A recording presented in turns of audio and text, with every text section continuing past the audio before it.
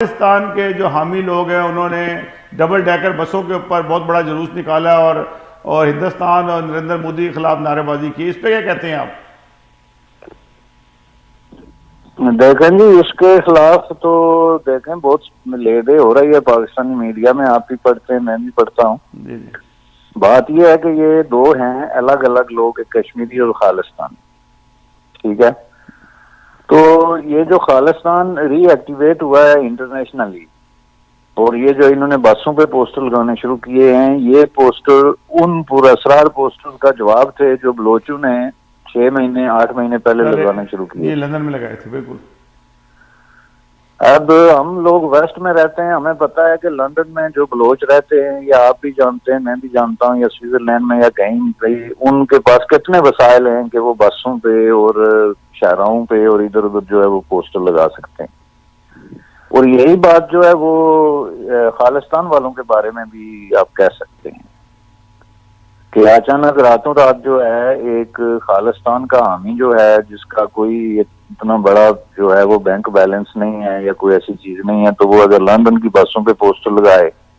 यहाँ आप city of Toronto में एक बस से फोन करके पूछे ना कि एक पोस्टर महीने के लिए लगाने के कितने पैसे, तो दिस इज नॉट पॉलिटिक्स, ये ऑल अबाउट मनी। बस पे पोस्टर लगा लेना पॉलिटिक्स नहीं है। वैसे मैं एक बात आपको कहूँगे, खालिस्तानी जो कनाडा में मुकीम है, जिनको मैं यहाँ जानता हूँ, वो तो बड़े अमीर लोग हैं। उनके तो आप देखें कि नगर कीर्तन होता है, या उनके आप देखें कि उनके पैसा ही बहुत है और दुनिया भी उनके साथ बड़ी है। तो ये कहें कि पैसा तो जमा कर सकते हैं वो लोग। नहीं, वो खालिस्तानी जो कनाडा में रहते हैं उनके पास भी पैसा बहुत है, और जो लंदन में रहते हैं उनके पास इनसे ज्यादा है। ठीक है, ये बात नहीं, लेकिन देखें ये अब रातों रात तो नहीं हो जाता ना कि किसी के अचानक उठ के पैसे जमा हो गए। एक काज होता है, खालिस्तान का काज जो है वो कब का डेड हो चुका है हमारे सामने। वो बेनजीर के जमाने में जो सिलसिला हुआ था, उसके बाद वो सारा जो सिलसिला है वो जाहिर है उस सतह पे तो रहा नहीं।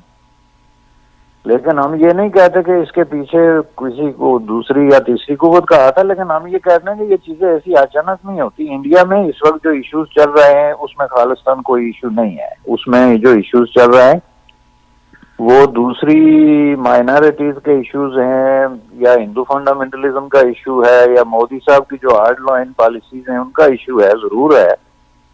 और दूसरे इश्यूज हैं, औरतों के साथ जो ज्यादती है, रेप हो रहे हैं वगैरह वगैरह। लेकिन बड़ा जुल्म हो रहा है कश्मीर में, जो जुल्म हो रहा है।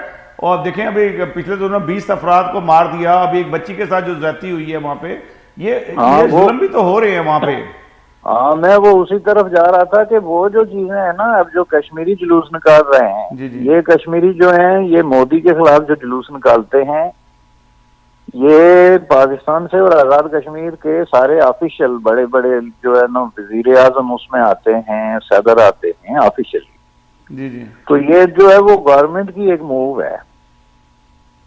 तो देखें, ये तारीख में पहली दफा हो रहा है कि गवर्नमेंट्स जो है ना वो जुलूस निकाल रही हैं। और ये लंदन में गुज़श्ता, अगर आप मॉनिटर करके देखें ना, गुज़श्ता 5-6 सालों में, तो वहां से जो हुकूमत आजाद कश्मीर है ना, जो हमारी वतन हमारा आजाद कश्मीर, जी जी जी, हम सदर साहब वहां मौजूद हैं जी उनके वहां पे। हाँ, उसका सदर और वजीर आजम बानफ़्स नफीस, मतलब इतने वेले हैं कि वहां बैठे हुए वहां पे वो।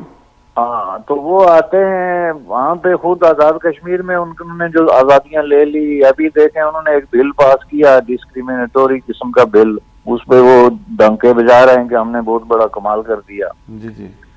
अब ये लोग जो है ना, इन्होंने ऐसे मजाक बनाया हुआ है। सरकारी कौन सा, वो सरकार कब से जुलूस निकालने लगी है सर? ये सरकार का काम नहीं होता। सरकार का काम डिप्लोमेसी है। सरकार का काम जो है वो मुज़ाकरात है। वो उसके लिए जो है वो म्यूचुअल बेनिफिशियल जो है वो काइंड ऑफ अरेंजमेंट है। ये जुलूस तो निकालते हैं जो डिसेंट लोग करते हैं, डिसेंटिंग। आप हुकूमत में बैठे हुए हैं और दूसरी हुकूमत के इख्तियार में कुछ ना हो वही निकालते हैं डेफिनेटली। हाँ, ये लोगों को बेवकूफ बना रहे हैं। वो हमारे जो मीरपुरी ये लंदन में बैठे हुए हैं 1.4 मिलियन, जी जी, वो लंदन में तीसरी नस्ल है उनकी, लेकिन वो अपने कबीले और ट्राइब की पॉलिटिक्स से कि ये चौधरी है, ये राजा है, ये महाराजा है, उससे नहीं निकल सके। तो ये वहां से आके तो इनको बेवकूफ बनाते हैं, उनको टिकट भेजते हैं, पैसे देते हैं और आके जुलूस की क़यादत कराते हैं इंडिया के खिलाफ। क्या बिगाड़ लेंगे इंडिया की? मोदी के खिलाफ जुलूस निकल गया तो उससे क्या फर्क पड़ेगा भाई। ये जुलूस निकालते हुए 70 साल हो गए, इंडिया हमसे 70,000 गुना आगे बढ़ गया, जी हाँ। तो हम वहीं खड़े उसी चौक में खड़े हैं अभी तक। बशाई साहब, मुझे तो ये उसी लगता है चौक। जैसे कि ये गैदरिंग करने का एक बहाना होता है कि खालिस्तान वाले भी हों तो उनकी एक पार्टी हो जाती है, गैदरिंग हो जाती है, प्रोग्राम्स हो जाते हैं, यहाँ देखते हो। और कश्मीरियों का भी ये होता है कि आप एक सेमिनार कर लेते हैं, उसके बाद एक दिन टायर जला लेते हैं। पाकिस्तान में मैंने देखा कि एक दिन टायर जलाते हैं वो, तो पॉजिटिवली कुछ नहीं होता है। उन लोगों को जो वहाँ पे जो मर रहे हैं कश्मीर के अंदर, उनका साथ तो फिर भी कोई नहीं देता। तो भाई साहब, मैं आपसे दूसरा सवाल ये करता हूँ कि अभी हमारे पाकिस्तान की तरफ आते हैं। पाकिस्तान में सुप्रीम कोर्ट ने आज एक फैसला किया जिसके तहत नवाज शरीफ और उसके 16 अफराद के ऊपर तकरीर की पाबंदी की है। पहले तो आप ये बताइए कि ये सुप्रीम कोर्ट का इख्तियार था कि किसी के ऊपर तकरीर की पाबंदी लगा दें? देखें, पहली बात तो मैं आपको ये बताता हूँ कि सुप्रीम कोर्ट गुज़श्ता 1 साल से जो कुछ कर रहा है उनमें से किसी काम का भी उसको इख्तियार नहीं है। हम एक जमहूरी मुल्क में रहते हैं, जुडिशल एक्टिविज्म यहाँ भी है, लेकिन किसी को इख्तियार नहीं है कि वो कॉन्स्टिट्यूशन से बाला हो जाए। अगर नवाज शरीफ को ये राइट है, उसका फंडामेंटल राइट कि वो तकरीर कर सकता है, और ये राइट जो है उसको कॉन्स्टिट्यूशन ऑफ पाकिस्तान की रूह से है, तो अदालत अगर उसके इस हक को सलब करती है तो वो नवाज शरीफ को नहीं रोक रही है, वो कॉन्स्टिट्यूशन को लात मार रही है। ठीक बात है। और वहां पे ये जो आप लोगों का पागलपन है ना, जो आता है, वो पहले एक चौधरी साहब आए थे, उनकी हरकत और सकनात आप देखें, वहां पे रिटायर होने से 1 साल या 6 महीने पहले उनको याद आता है कि अब तो वो माटी में मिलने वाले हैं, कोई उनको घास नहीं डालेगा। ठीक।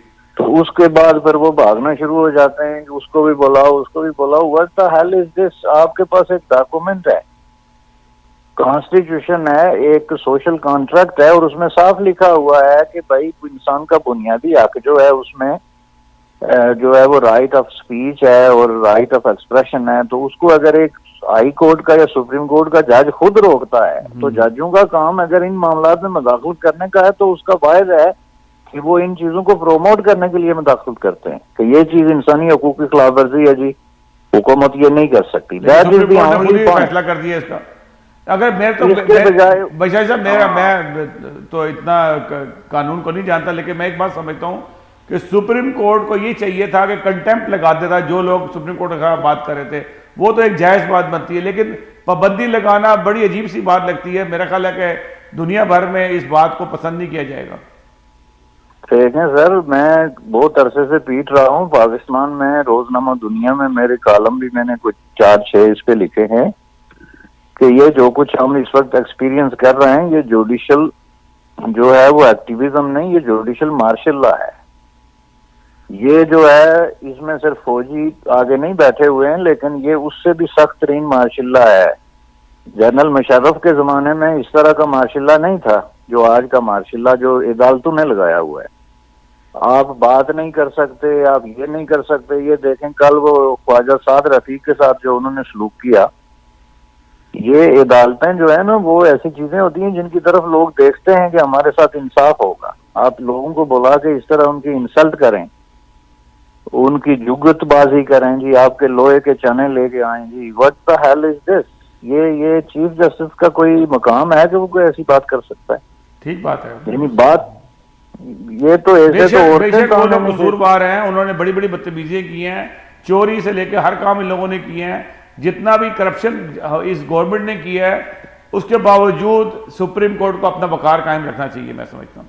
हाँ, लेकिन इसमें मैं आखिरी बात आपको ये बता दूं कि जो बार काउंसिल है ना जी, सिंध, पंजाब, बलोचिस्तान और पख्तूनख्वा की बार काउंसिल का इजलास हुआ है कराची में जी जी, जिसमें उन्होंने मुतफिका तौर पे 2 चीजों की करारदाद मंजूर की है।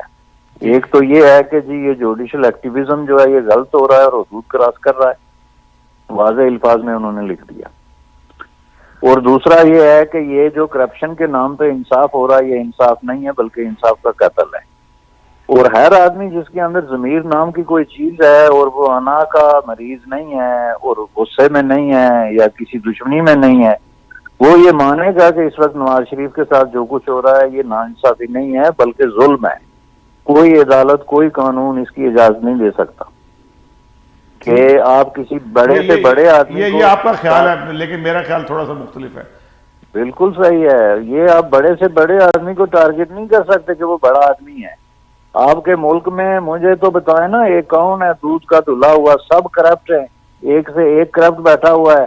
तो उस 18 करोड़ में आपको सिर्फ एक करप्ट मिल गया। तो इसका मतलब है कि जो करप्ट मिला उसको छोड़ दें कि बाकी पहले करप्टों को ढूंढे तो फिर इसको करें। नहीं भाई साहब, मेरा ख्याल है कि करप्ट तो है इसको, लेकिन जो काम गलत सुप्रीम कोर्ट ने किया हम उसकी मजम्मत करेंगे कि ये काम ठीक नहीं किया है। बाकी इनको सजाएं होनी चाहिए। ये नहीं है, इसका मतलब ये है कि कम से कम एक बंदा तो और पकड़ देना भाई कि ये नहीं, ये हम एक की तरफ नहीं है। उन्होंने तो उसका पीछा शुरू किया हुआ है।